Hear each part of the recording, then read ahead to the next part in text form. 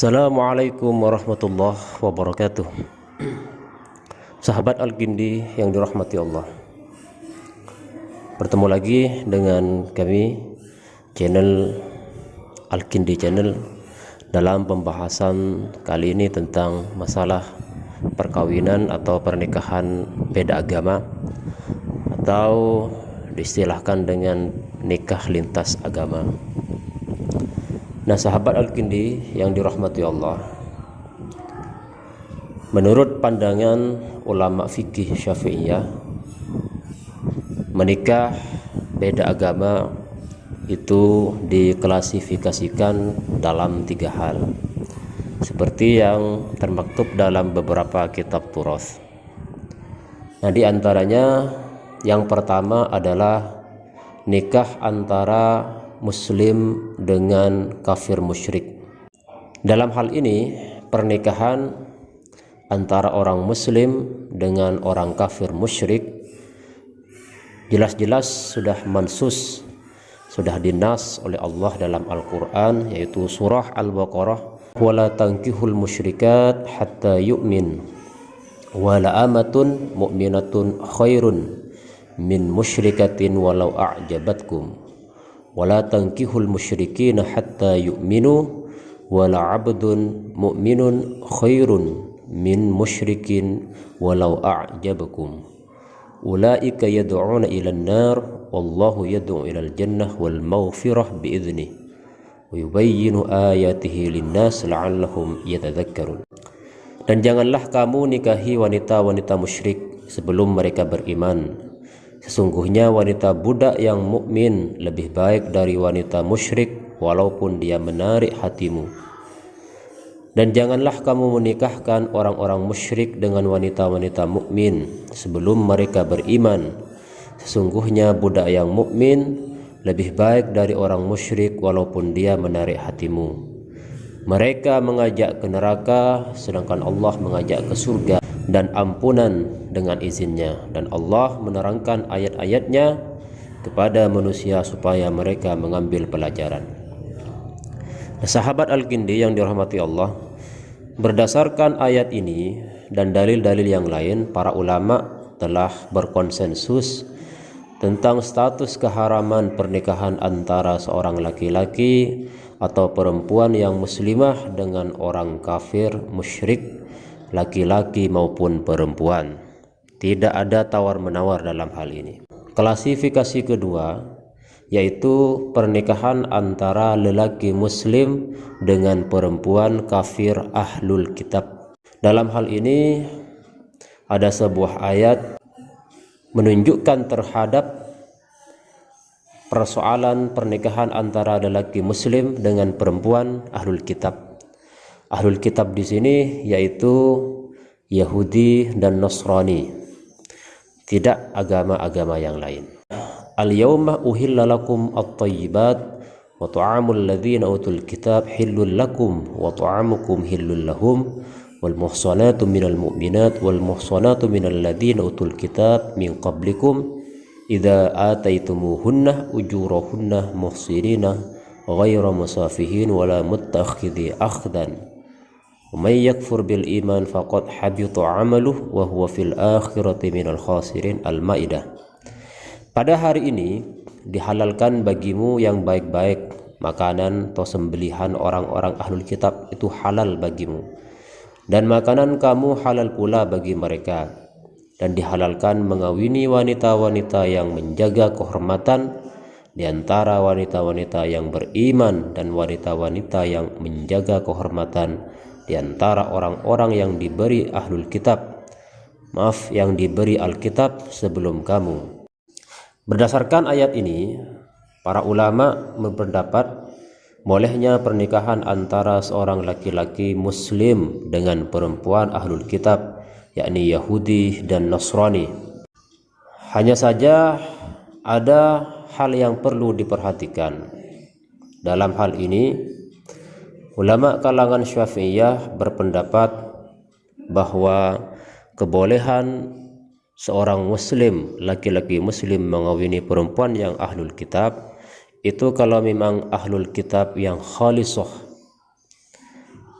Makanya dalam beberapa catatan-catatan di kitab-kitab turas itu ada syarat bahwa dengan catatan nenek moyang atau awwaluh abaiha itu diketahui atau masih masykuk bahwa mereka sudah masuk dalam ahlul kitab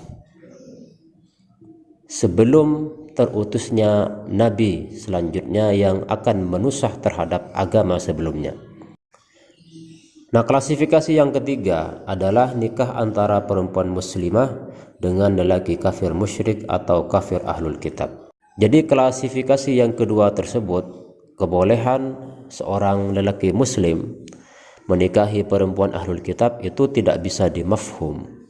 Jadi kalau kemudian dibalik dimafhum, berarti kalau seperti itu laki-laki yang ahlul kitab boleh menikahi perempuan muslimah. Itu tidak bisa, karena memang nasnya tidak mengatakan seperti itu. Jadi yang boleh itu hanya laki-laki muslim itu boleh menikahi perempuan yang ahlul kitab, sedangkan laki-laki ahlul kitab itu tidak boleh menikahi perempuan yang muslimah. Dan itu ditunjukkan pada ayat setelahnya, yaitu di klasifikasi yang nomor 3, yaitu tidak sahnya perempuan muslimah menikahi kafir musyrik ataupun orang ahlul kitab, dengan artian yang laki-laki itu orang musyrik atau yang laki-laki itu adalah ahlul kitab, Nasrani dan Yahudi, kemudian perempuannya muslimah, itu tidak boleh berdasarkan ayat dalam surah Al-Mumtahanah.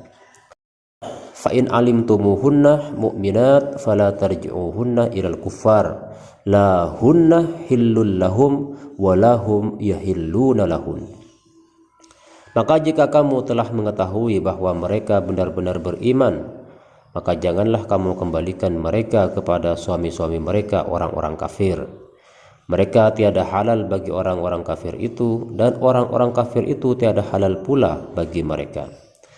Nah, berdasarkan ayat ini, para ulama berkonsensus terkait keharaman pernikahan antara seorang perempuan muslimah dengan laki-laki yang non muslim, baik itu musyrik maupun ahlul kitab. Siapapun yang menghalalkan model pernikahan dalam klasifikasi yang ketiga ini berarti telah mendustakan Al-Quran dan telah keluar dari Islam.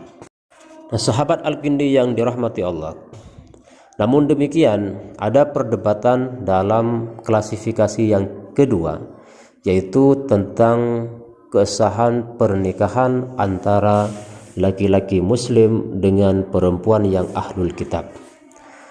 Maka dalam hal ini perlu kita kaji ulang bahwa yang dimaksud al-muhsanat dalam ayat tersebut apakah ahlul kitab sekarang yang sudah melakukan distorsi terhadap ajaran aslinya, atau ahlul kitab yang memang masih khalisah sebagaimana pendapat kalangan Syafi'iyah. Nah, terkait hal ini Imam Asy-Syafi'i dalam kitab Al-Um juz 5 menjelaskan, akhbarana Abdul Majid an Ibn Jurayj qala ata laisah nasaral arab bi ahli kitabin innama ahlul kitab banu Israel walladzina ja'athum at-Taurat wal Injil fa amma man dakhala fihim minan nas falaisu minhum. Abdul Majid dari Jurayj menerangkan kepada kami bahwa Atha pernah berkata bahwasanya orang-orang Nasrani dari orang Arab bukanlah tergolong ahlul kitab, karena yang termasuk ahlul kitab adalah Bani Israel dan mereka yang kedatangan Taurat dan Injil. Adapun mereka yang baru masuk ke agama tersebut tidak dapat digolongkan sebagai ahlul kitab.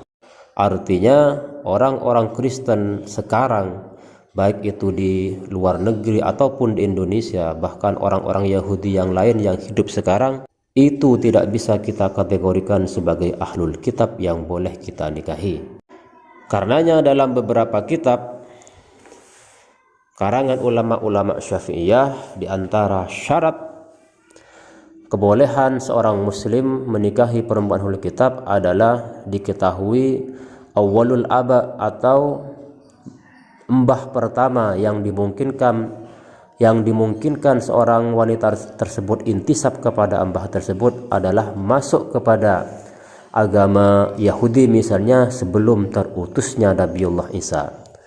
Dan juga kalau memang agama Nasrani, maka awwalul aba atau bapak pertama atau jaddah dari perempuan tersebut, yang perempuan tersebut dimungkinkan intisab kepada jad tersebut, itu masuk ke dalam agama Nasrani sebelum terutusnya Nabi Muhammad SAW.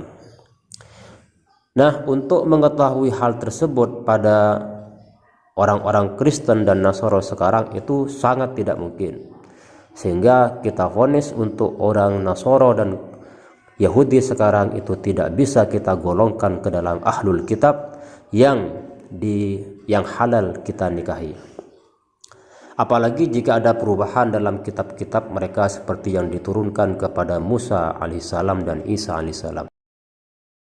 Hal ini berbeda dengan kasus para sahabat yang tercatat sejarah menikahi perempuan ahlul kitab sebagaimana yang telah saya sebutkan tadi, seperti Hudzaifah bin Al-Yaman pernah menikahi perempuan Yahudi ahlul Madain, dan Sayyidina Utsman pernah menikah dengan Nailah bintul Farafisa, perempuan asal Nazaret di Palestina. Kenapa? Karena perempuan-perempuan tersebut memang benar-benar ahlul kitab yang dimaksudkan dalam Al-Quran, bukan ahlul kitab sekarang.